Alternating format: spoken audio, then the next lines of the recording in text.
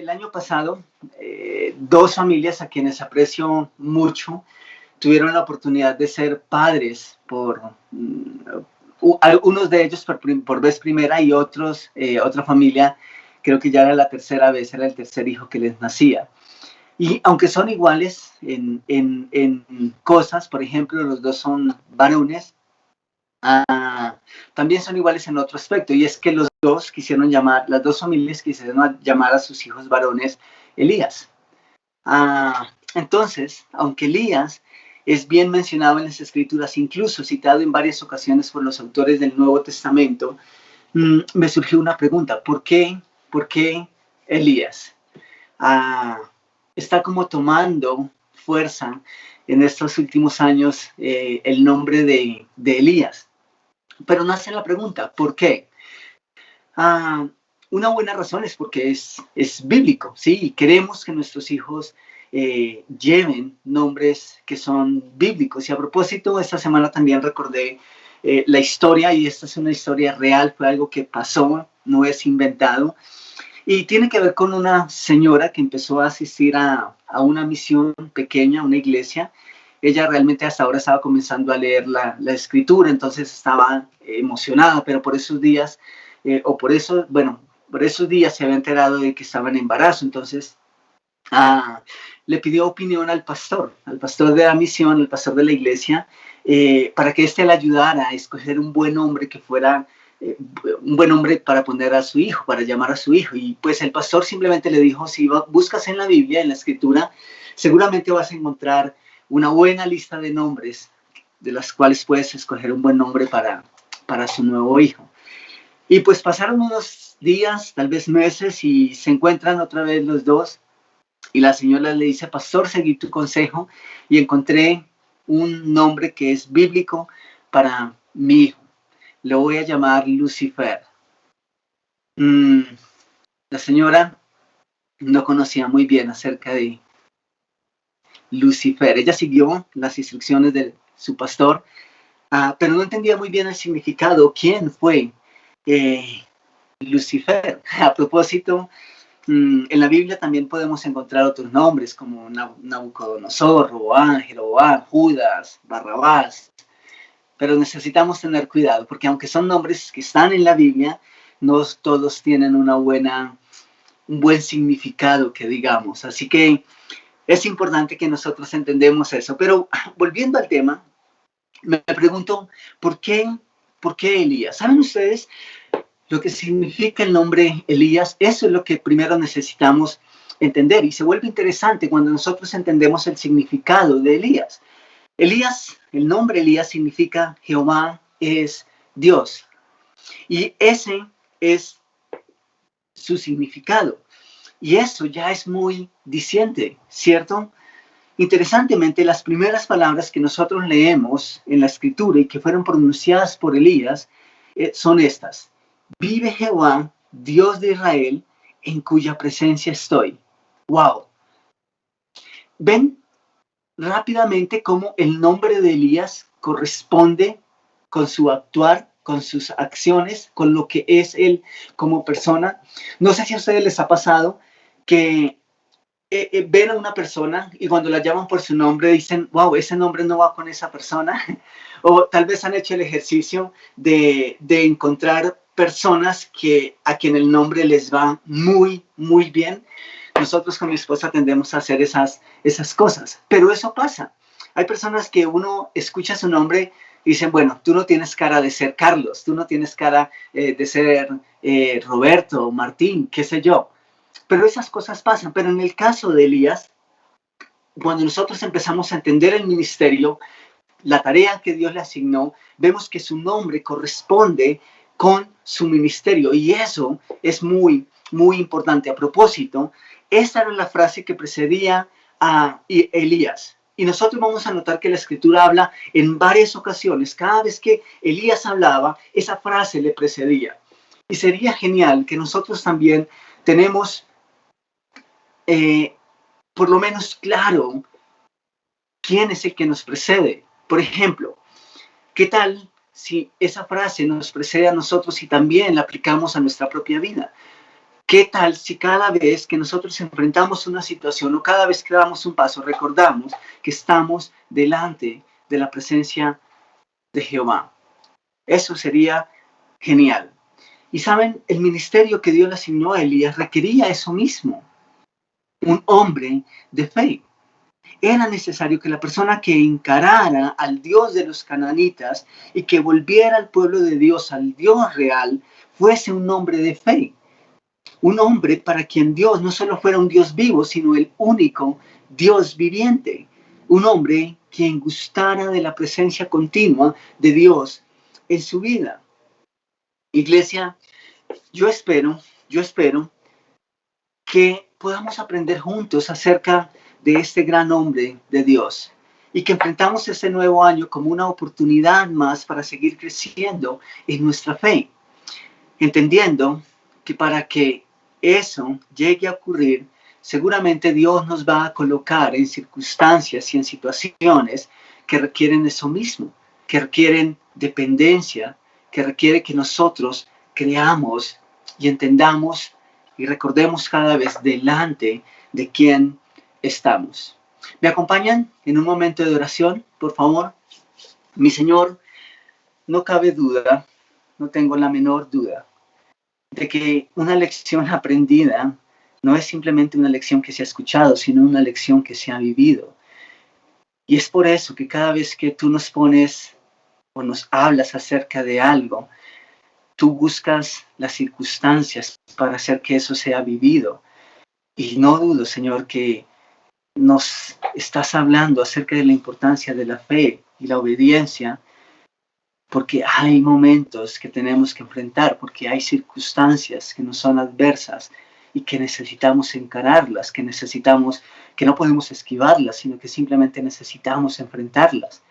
Y más allá, Señor, de las circunstancias externas, entendemos que tú sabes, Señor, que en mi vida, y quizá muchas personas que están conectadas en este momento se identifiquen conmigo, tú sabes, Señor, que en nuestro interior hay cosas que requieren actos de fe, que requieren pasos de fe, acciones que necesitan ser corregidas, tal vez actitudes que necesitan ser corregidas. Y eso requiere fe, eso requiere obediencia. Así que yo te ruego que obres en nuestra vida, que hables en nuestro corazón, que hables a nuestra mente y que nosotros entendamos de una vez por todas, Señor, que tú requieres que nosotros dependamos de ti, que requieres de nosotros fe. Pero para que esa fe se fortalezca, necesitamos situaciones que pongan a prueba esa fe. Situaciones que tengan la capacidad, que tengan el potencial de recordar que estamos delante de tu presencia. Así como lo mencionaba Elías cada vez. Y yo te ruego, Señor, que nosotros, antes que mirar cualquier obstáculo, antes que mirar al enemigo, antes que mirar las circunstancias, nosotros entendamos que primeramente estamos delante de ti, que estamos delante de tu presencia y que de esa manera cualquier cosa, Señor, no sea tan grande, porque tú eres más grande que todos y cada uno de nosotros. Así que te ruego que hables a nuestro corazón esta mañana, Señor, y gracias por permitir este tiempo de conexión. Oramos en tu nombre. Amén. Ok, entonces, lo primero que quisiera mencionar acerca de Elías es que cuando nos encontramos con su ministerio, nos encontramos con algo que debemos entender muy bien y que especialmente es importante para las próximas charlas que vamos a estar escuchando. Y tiene que ver con el llamado especial de Elías. Cuando pienso en Elías, pienso en un llamado especial para un momento único. Y vamos a entender por qué es importante que nosotros entendamos esas cosas. Muchas personas esperamos milagros como los que acontecieron en ese entonces, pero eso sería lo que se conoce fácilmente como algo anacrónico, ¿sí? No necesitamos esos milagros tal vez en la actualidad. Entonces, es importante que nosotros entendamos desde ahora que lo de Elías es un llamado especial para un momento único de la historia. Quizá el hecho de que tengamos fe no significa que vamos a obrar las proezas y las hazañas que vimos o que el mundo vio a través de Elías. Hay otras cosas que son relevantes y que Dios quiere hacer en estos tiempos. Entonces necesitamos entender que Dios utiliza hombres especiales en momentos únicos de la historia. Y eso nos incluye a nosotros. Entonces, un llamado especial para un momento único. Y para ello, para entenderlo mejor, quiero invitarles a que vayan a sus Biblias al primer libro de Reyes, capítulo 16, versículos 29 al 33. Y el versículo 29 dice: comenzó a reinar Acab, hijo de Onri, sobre Israel el año 38 de Asa, rey de Judá. Y reinó Acab, hijo de Onri, sobre Israel en Samaria 22 años. ¿Ustedes se imaginan eso? 22 años de reinado, una sola persona al mando, especialmente con las características que vamos a leer a continuación. Dice: y Acab, hijo de Onri, hizo lo malo ante los ojos de Jehová, más que todos los que reinaron antes de él, porque le fue ligera cosa andar en los pecados de Jeroboam, hijo de Nabat, y tomó por mujer a Jezabel, hija de Etbaal, rey de los Sidonios, y fue y sirvió a Baal y le adoró. ¡Wow! E hizo altar a Baal en el templo de Baal que él edificó en Samaria. Hizo también Acab una imagen de acera, haciendo así Acab más que todos los reyes de Israel que reinaron antes que él, para provocar la ira de Jehová, Dios de Israel. ¡Wow! Ese fue un tiempo especial. Un tipo que duró 22 años en el trono, con las condiciones que nosotros acabamos de leer. Ya nos imaginamos la situación que estaba viviendo el pueblo, pero imaginemos por un momento lo que estamos leyendo. Tratemos de crear una imagen. Israel viene en un detrimento tenaz.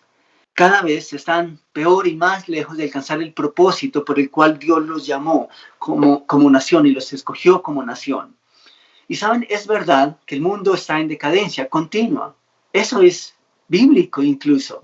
Cada vez el mundo va a estar más y más deteriorado, pero por este tiempo en el que nosotros estamos leyendo, es como si Israel llevara el pedal del acelerador al fondo. O sea, iban rumbo al fracaso y cada vez la situación era más y más crítica. Y saben, habían pasado por lo menos 7 reyes, de los cuales al final de cada uno de ellos, al final de su reinado, y cuando otro le sucede, en cada uno de esos reyes, al final se dice que ellos hicieron lo malo delante de Dios. Entonces, habían pasado 7 reyes después de la división de Israel como nación, o sea, es decir, después de Saúl, David y Salomón, se dividió. Salió el reino del sur, el reino del norte, y aquí estamos refiriéndonos al reino del norte. Esto pasó y ocurrió en la tribu en el reino del norte, es decir, en Israel. ¿Y saben qué pasa?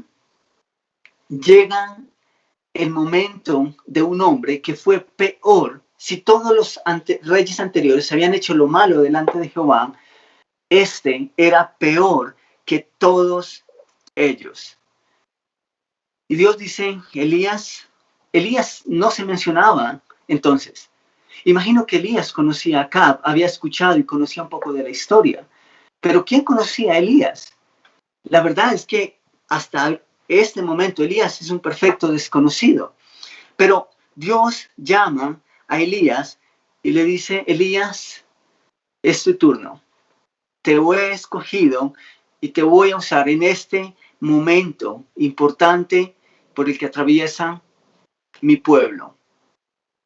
Algo interesante es que en el versículo 30 dice, la parte B, dice: y Acab, hijo de Onri, hizo lo malo ante los ojos de Jehová, más que todos los que reinaron antes de él. Y también se nos dice que reinó durante 22 años. ¿Y saben? Se nos dice que fue hijo de Omri. Y Omri fue obviamente el rey anterior antes de su hijo. ¿Y saben qué dice la escritura también? Dice que Omri hizo lo malo ante los ojos de Jehová, peor que todos los demás. Pero ahora su hijo lo supera. O sea, si el papá hizo peor que todos y ahora Acab hace peor que su padre, es decir, Acab es mucho más malo, es mucho más perverso que su propio padre. Pero el punto aquí es que Elías llegó para desarrollar su ministerio cuando este hombre estaba reinando. Entonces, es bueno que Elías sabía delante de quién estaba. No todos los hombres nos producen el mismo temor o la misma reverencia. Hay hombres y hay situaciones delante de las cuales nosotros nos sentimos con el valor y con la capacidad de encarar, de enfrentar. Pero no hay que ir muy lejos. No hay que profundizar mucho en la escritura ni en la historia para entender que Acab era un hombre que inspiraba miedo, que inspiraba temor, que inspiraba terror. Y ahí está Elías. Y Dios le dice, tú vas a profetizar contra ese hombre. Entonces, ¿recuerdan ustedes las palabras de Elías? Las palabras que le preceden. Viva Jehová, Dios de Israel, en cuya presencia estoy. Pues era momento de que esas palabras se hicieran realidad. Nosotros a veces simplemente somos ligeros para decir cosas. Incluso tenemos un baúl lleno de frases.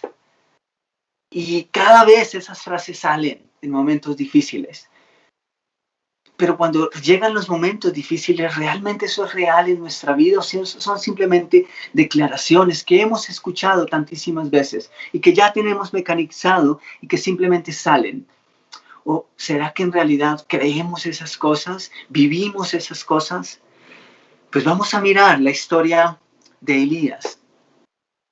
Pero antes de continuar y de mirar a Elías, necesitamos recordar un poquitico quién era Acab.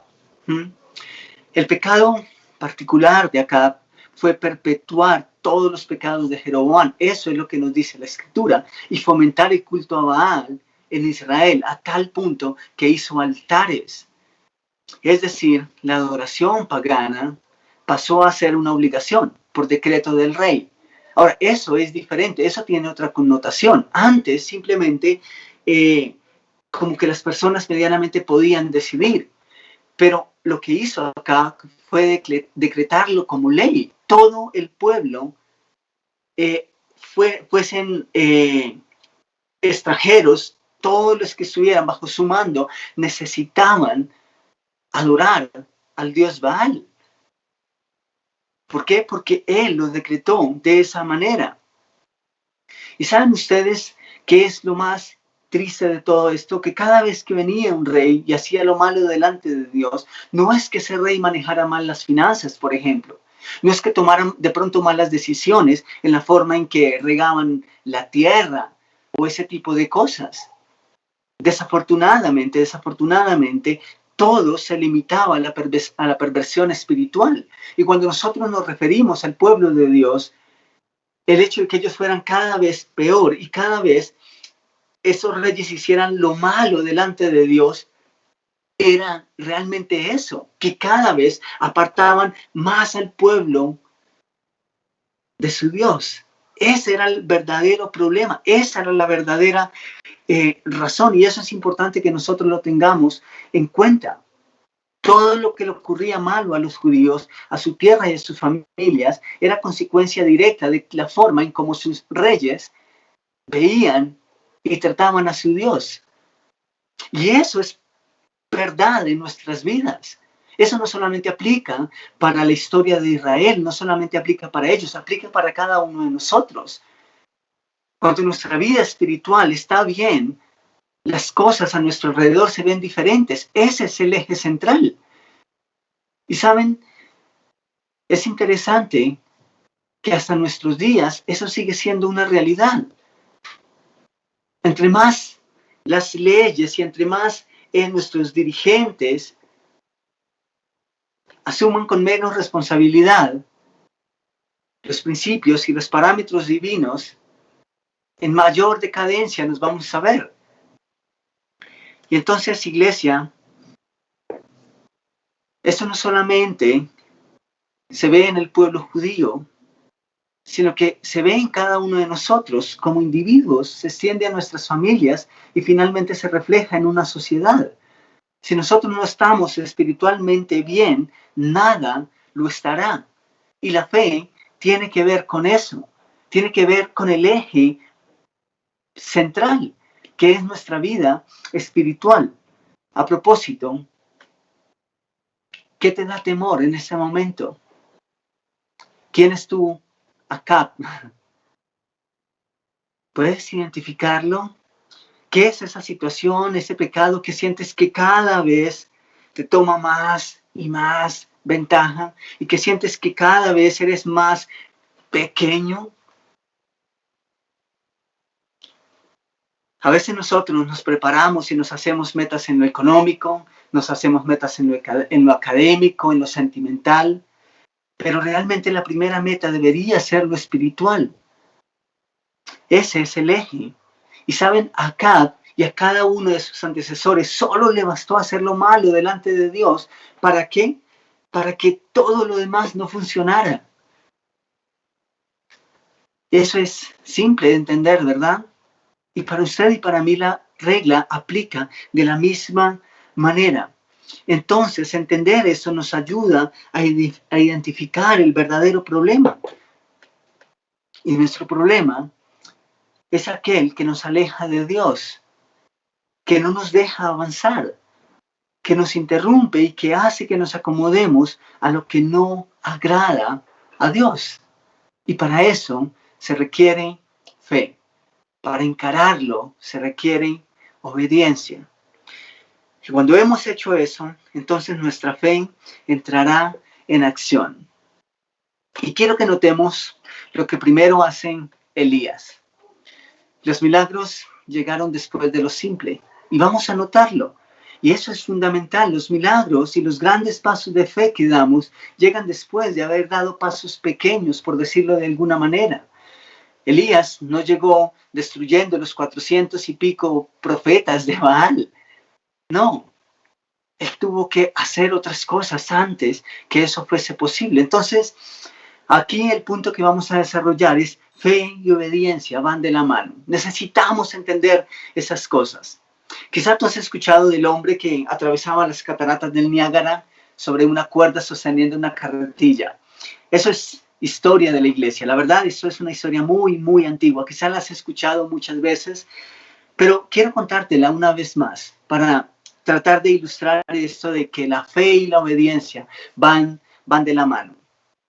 Cuentan la historia acerca de un hombre que atravesaba las cataratas del Niágara, daba un espectáculo vez tras vez, porque cruzaba las cataratas sobre una cuerda, pero además de eso, lo hacía sosteniendo una carretilla, una carreta.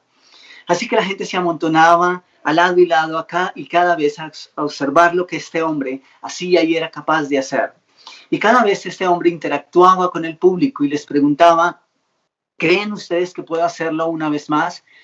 Y el pueblo, emocionado, que ya lo había visto hacer la hazaña muchas veces, decían, claro que creemos, claro que puedes hacerlo. Nosotros te hemos visto hacerlo y creemos plenamente en que eres capaz de hacerlo una vez más. Y así ocurría cada vez, muchas, muchas, muchas veces. Pero una vez hubo una pregunta adicional. El hombre preguntó al público una vez más, ¿creen ustedes que puedo repetir la hazaña? A lo que el pueblo respondió, claro que creemos, claro que usted puede hacerlo. Pero esa vez el hombre hizo otra pregunta y la pregunta fue esta, ¿quién desea subir a la carretilla esta vez y atravesar el abismo conmigo? ¿Saben ustedes cuántas de las personas que creían que él era capaz de hacerlo subieron a la carretilla? Ninguno. Ninguno fue capaz. ¿Saben? Ah, fe y obediencia van de la mano. Son como siameses. Necesitan estar siempre juntas. Si una sin la otra no es nada. En realidad, la fe a esas personas solo les alcanzaba para observar un espectáculo, pero no para ser parte del espectáculo. Y por esos tiempos, la fe de muchos solo alcanza para eso, para presenciar un espectáculo, a decir verdad, a veces actos bochornosos, pero no para orar el plan de Dios en sus vidas. Y la fe tiene que ver con eso. Primera de Reyes, ahí mismo donde estábamos, esa vez, capítulo 17, versículos 1 al 7. Dice así: entonces Elías Tisbita, que era de los moradores de Galaad, dijo a Acab: vive Jehová, Dios de Israel, en cuya presencia estoy, que no habrá lluvia ni rocío en estos años, sino por mi palabra. Y vino a él palabra de Jehová, diciendo: apártate de aquí y vuélvete al oriente y escóndete en el arroyo de Querib, que está frente al Jordán. Beberás del arroyo y yo he mandado a los cuervos que te den allí de comer. Wow, eso es muy raro, ¿no les parece a ustedes? Lo manda primero delante de un rey, delante del hombre quien tenía el poder por esos días, el mando de la nación que fuera más importante. Pero sus palabras simplemente son: no va a haber lluvia ni rocío. Y después de eso, Dios le da dos órdenes. Y extrañas, la verdad, muy, muy extrañas. Primero lo manda a una cueva a tomar agua de un arroyo y a ser alimentado por unos cuervos. Y dice: a los cuervos que te den allí de comer. El versículo 5, y él fue e hizo conforme a la palabra de Jehová, pues se fue y vivió junto al arroyo de Querib, que está frente al Jordán. Y los cuervos le traían pan y carne por la mañana, y pan y carne por la tarde, y bebía del arroyo. Pasados algunos días se secó el arroyo, porque no había llovido sobre la tierra. ¿Notan ustedes lo que está ocurriendo con Elías?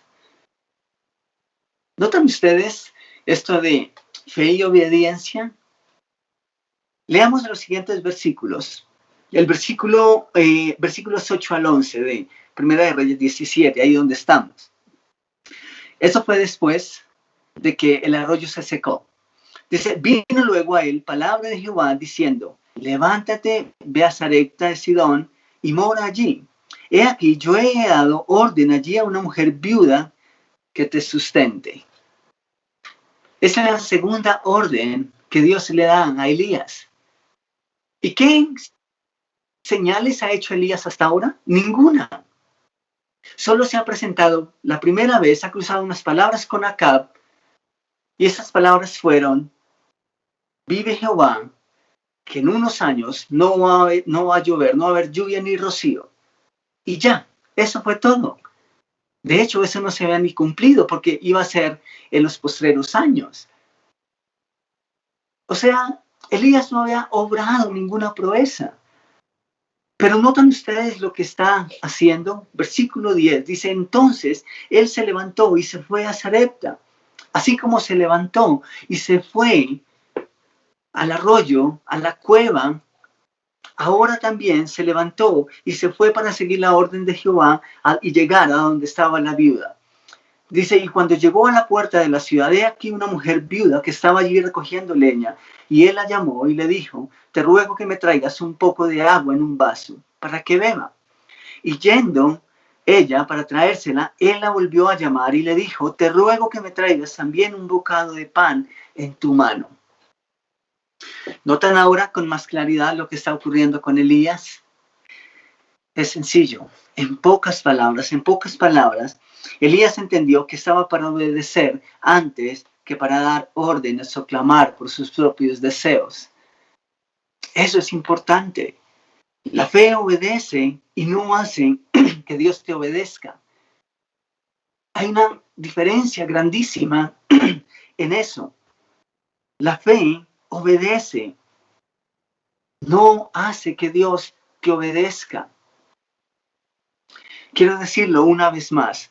La verdadera fe te lleva a obedecer y no a que Dios te obedezca o nos obedezca.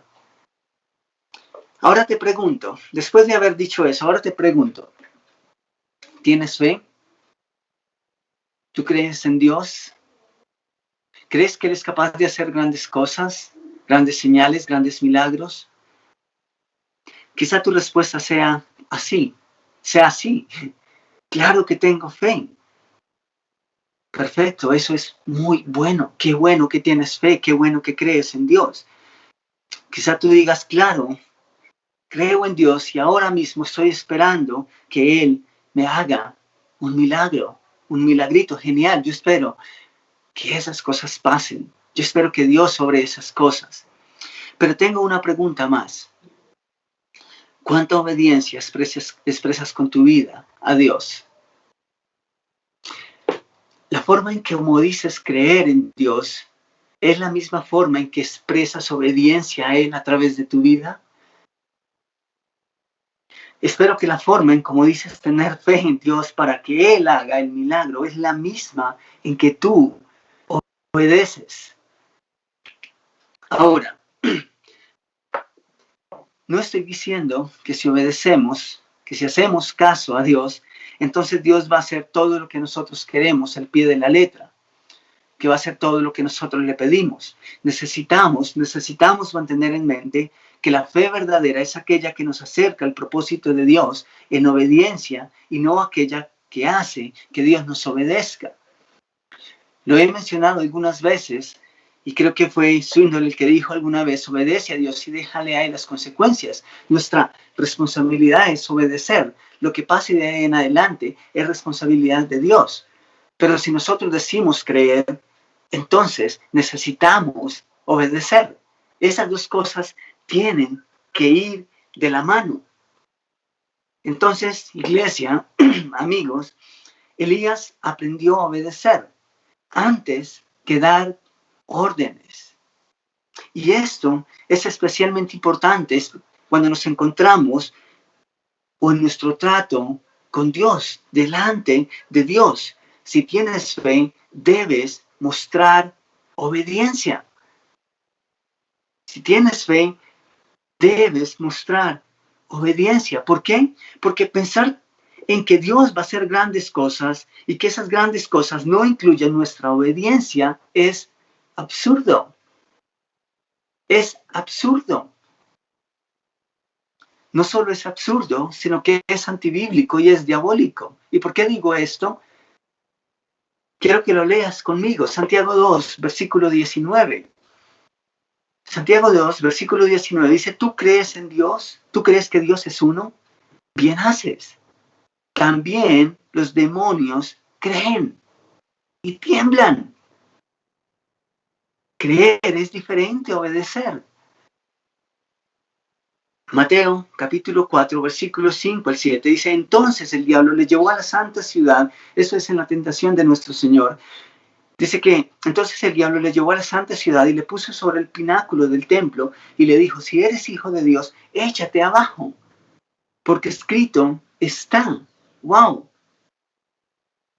El enemigo no solamente cree en Dios, los demonios no solamente creen en Dios, sino que también conocen la Escritura. Y conozco el hecho de muchas personas que conocen de principio a fin la Escritura, pero tristemente no les alcanza para mostrar obediencia. Solo les alcanza para creer que Dios hace milagros, pero alrededor de ellos y no en su propia vida. Insisto, entonces, el enemigo conoce también la Escritura, la conoce muy bien y la cita. Dice, porque escrito está, sus ángeles mandará acerca de ti y en sus manos te sostendrán, para que no tropieces con tu pie en piedra. Jesús le dijo, escrito está también, no tentarás al Señor tu Dios. Insisto, una cosa es creer y conocer y otra muy distinta, obedecer. Tristemente, a muchos creyentes la fe solo nos alcanza, o solo les alcanza para decir, Dios va a hacer algo grande. Y saben, esa es una frase de baúl. Eso es algo tan común. Dios va a hacer grandes cosas contigo. Y de hecho ellos hacen milagros, pero lejos de llevar una vida de obediencia. Son como el público al lado y lado de las cataratas del Niágara, alentando a un hombre que les da espectáculo, pero que no les da la suficiente confianza como para sacarlos de su comodidad. Así que si tú dices creer en Dios, tú necesitas obedecer, porque esas dos cosas van de la mano. Iglesia, amigos, la fe y la obediencia tienen que estar juntas. La fe verdadera te lleva a obedecer antes que a darle órdenes a Dios. ¿Estás listo para crecer en fe? En primer lugar, necesitas entender que Dios, y necesitamos recordar, que Dios va a colocar circunstancias, que Dios va a permitir eventos en nuestra vida que van a requerir eso mismo, fe. Pero también, si quieres crecer en tu fe, comienza por lo simple, comienza por lo sencillo. Debemos comenzar por lo que ya sabemos. Debemos comenzar por la obediencia. ¿Estás dispuesto a obedecer a Dios? ¿Estás dispuesto a creer, confiar, depender cada vez más de Él? Necesitamos comenzar por la obediencia. A menudo, los grandes milagros, los grandes pasos llegan después de que nosotros hemos dado los pasos pequeños, los primeros pasos. Los primeros pasos en una vida de fe se definen o simplemente se refieren a la obediencia. Usted y yo somos llamados a obedecer. Y cuando obedecemos, simplemente esperamos, confiamos que Dios se encargará del resto. Quiero tomar un momento para orar por tu fe, para orar por tu crecer espiritual, para orar por tu ACAP, por esas situaciones, por esos monstruos que a veces parecen crecer y crecer, y que nos asustan y que nos quitan la paz y que nos quitan el sueño, que no nos dejan avanzar, que no nos dejan obrar el propósito de Dios en nuestra vida. Quiero tomar un momento para orar por esas cosas, pero también quiero tomar un momento para orar por ti que no conoces a Jesús como Salvador personal. Ese es el primer paso en nuestra vida. Y saben, alguien dijo, leí en alguna ocasión, que la escritura es la piedra angular de nuestra fe. ¿Por qué? Porque nosotros leemos primero y luego creemos. A través de la escritura nosotros podemos ver lo que la Biblia dice, lo que Dios quiere decirnos y decidimos si lo obedecemos o no.